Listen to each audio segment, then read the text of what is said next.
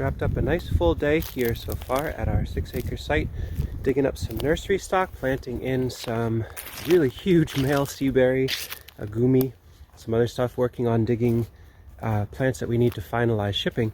I filmed a fair bit of it, so at the end of this I'll do a little montage of what today looked like. It was an ample and kind of interesting mixed day of activities. And I thought before I head home to unload everything from the trailer and kind of rest for a little bit, I'd wander around this landscape a little and just share some of the things I'm observing. First thing that pops to mind is this pop right here of Cornus moss. It's one of the earliest flowering plants in our landscape, the cornelian cherry. It's actually a dogwood family plant. And if it's a little sunnier, a little warmer today, I think there'd be bees all over this. But this is before a lot of other things flower. Another character who actually just finished flowering, another very, very early one, is our hazelnut.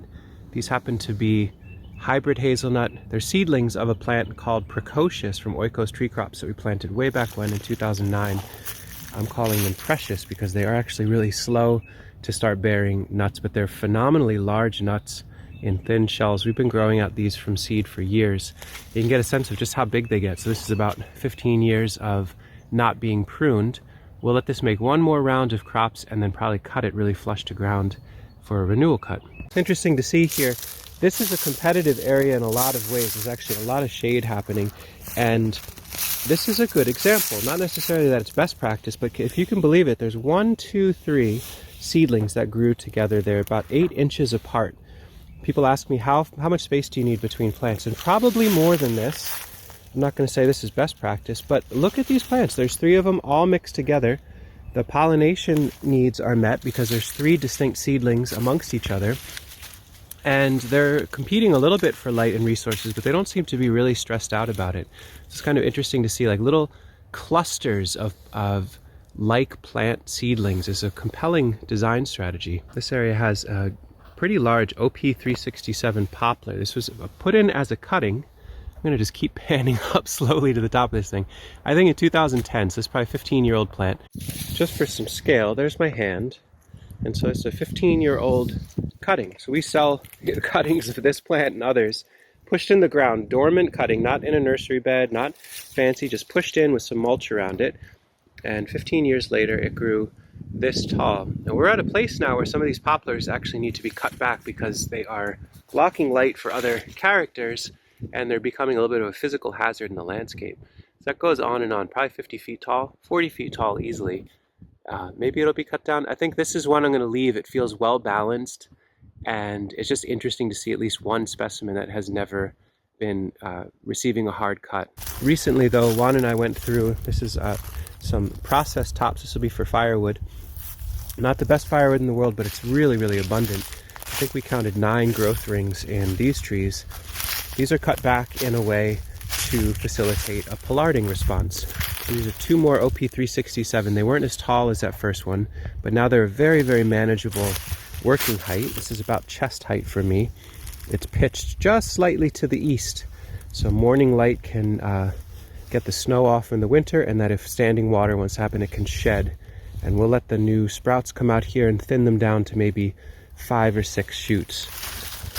These 2 trees have been here for about 8 to 10 years and cut back, not to be killed, but to have things be more manageable. Look at the size. These are the last 2 years. That's 2 years of growth with OP367. That's crazy. It gained 2 inches on this side, 2 inches on that side. Amazing trees, and that idea of the pulse harvest, cutting them hard when they're dormant and allowing regrowth to happen. It's actually a strategy you see all throughout this landscape. All of this whole grove of black locusts were planted 15 years ago, and they're on a renewal circuit as well, and all of it is at human height, which is really pleasant. I just remembered, and I'm going to share in more detail here soon. We did our final count for trees the other day as far as what we need to finalize our shipping and for local order satisfaction, and there are certain trees that we got just tons and tons of. We're putting together a flash sale that'll be on the website in the next day or 2. We're going to announce it to members first, so if you're considering joining as a member for the YouTube channel for things like that, like early access to plant material, it might be worth doing that. We're going to make a video and share the details tomorrow or the next day, and it'll be free shipping for any orders over $300. We're just trying to find homes for 10 packs and 5 packs of these beautiful dormant plants that need to go somewhere before they wake up. Back to our regularly scheduled program. Walking right now on the southern end of the property. You can see the boundary here just a little further south where there's fence posts and wire and then debris on the outside. We got permission from our neighbors to the south, who are nice, gentle folks, to manage debris on their side. So there's a nice corridor over there that we're facilitating that is super amenable to deer. There's good cover from pines, there's lots of stuff, there's very little activity from any human beings. So the deer are over there, but then all that brush confers at least some good amount of protection for this landscape from deer. I'm going to need to clean up a little bit more in some other areas and weave in a little tighter, but for now this is actually doing the work about 90% of the way, but 10% is a pretty strong margin, and deer definitely still come in. One of the main ingredients we've been using, and I think over time we'll use more and more of, are cut bamboo stalks. You can see this grove in front of me. This is the bamboo grove that we dig from when people order bamboo from us. So the root sections you get, if you get bamboo from us in the spring, come from the stand. It's not a particularly tall variety, and it's not one that's on the invasives list. I think this is Bessetii, but I'm not exactly sure. But it's a nice shorter bamboo, very dense, beautiful stems. You can see all through here. We've cut these. We're going to let them dry, and then we can either use them around young tree plantings that we're getting established, or weave them into the brush wall to keep the deer out. And just in the process of digging up some bamboo for nursery related things, or transplanting and cutting things back, and then also just cutting bamboo back from wherever it's in the walkway, it's generated hundreds and hundreds of these culms, these shoots that we can work with and weave into the fence. Or basically every 5 to 10 of these can be pushed in a ring around a young tree planting and protect them from deer. Every spring I like to add a bunch more new trees into the landscape just to keep moving succession forward and upward. And one of the pathways, one of the tricks we use in order to help those plants sneak past deer without spending money on the process is using these bamboos. And I think I've talked about this before, but you can see in the interior here is a mulberry seedling, and these are particularly delicious to deer, so it definitely needs some protection. This is actually a clone. It was a cutting that we propagated from one we call chocolate milk, because it tastes a little like chocolate milk. And the bamboo stuck in a ring around that will definitely not make it so the deer will never bite it, never any issues. You can see where there's a stem here where the deer can get in. But it's spiky enough and unpleasant enough, and they're pretty resistant, and they're not that delicious to chew on the stems of the bamboo if there's no leaves. This acts as a very legitimate deer deflector if there's enough other things in the landscape to enjoy. Part of it is using psychology to leverage the deflection. So if a deer was walking through here, this is a path of least resistance. There's nothing for them to eat right here, and they're moving onward and flowing, and they can't really as easily walk right through here. It's loggy, it's bumpy, there's dogbane, there's some spiky seaberry that they don't really like, and there's a mulberry here squeezing through and off to the south, and then more bamboo to say, yep, keep on moving. So a deer could get in there if they really wanted to, but boy, they'd have to like poke their faces through some gnarly stuff to get in and nibble.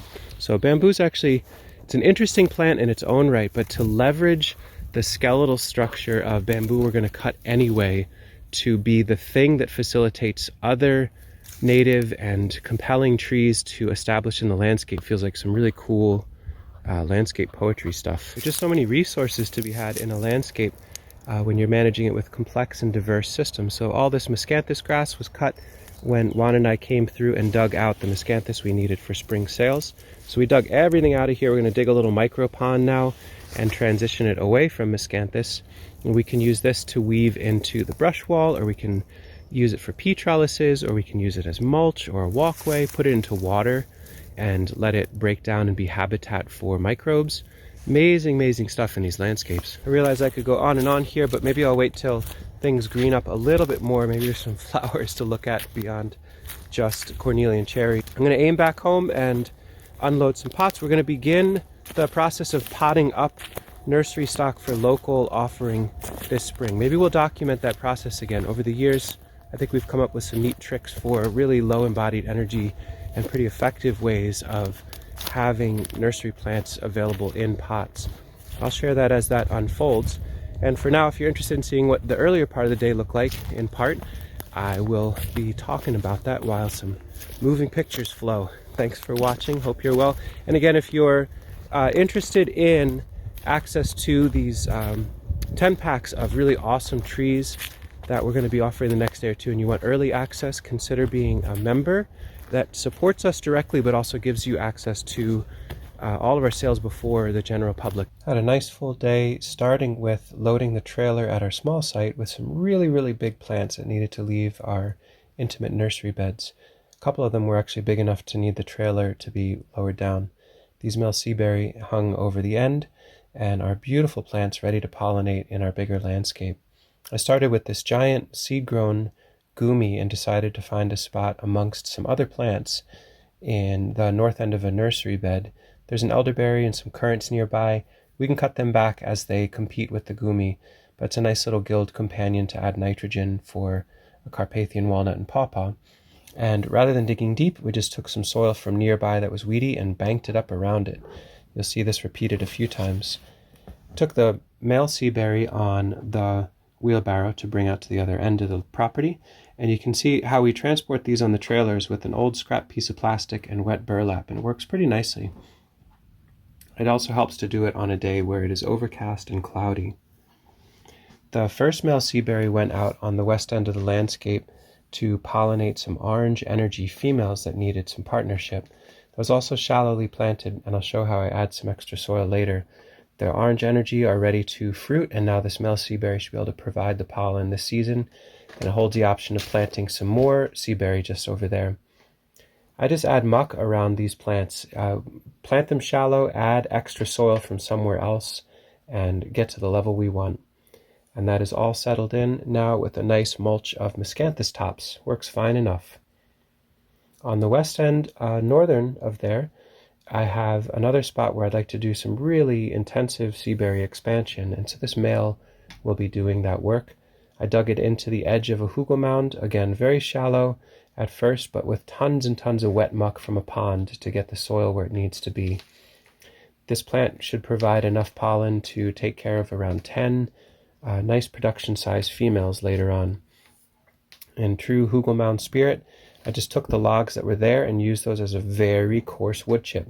That'll help hold it in place too, since it's about 8 feet tall. On the way back, I decided to grab some cuttings of red currants and dig up some thornless blackberry and a pink currant for shipping and make the most of my time. A little later on, I went out and got some female Seaberry suckers that were running away from a parent plant. These happen to be a female varietal called Titan, and we'll dig these suckers up for potting them up or for nursery work. I always make sure to fill a container with water so that as plants are being dug up, they can be hydrated. And I made a little bit of a pothole scenario over here, but lots and lots of suckers came up. We can always smooth the lawn later. Probably around 40 plants. Some of them had extremely long, extensive root systems that we can propagate with. I really suspect Seaberry actually sends its roots to seek out running water. There's a little ditch here that all the roots were aiming towards. Everybody's on the trailer again, so the ride home will be full. Wet burlap wrapped around the bare root plants, a nice net over things, some firewood as we need it, some pots for potting. Very full day with lots of plants to work with.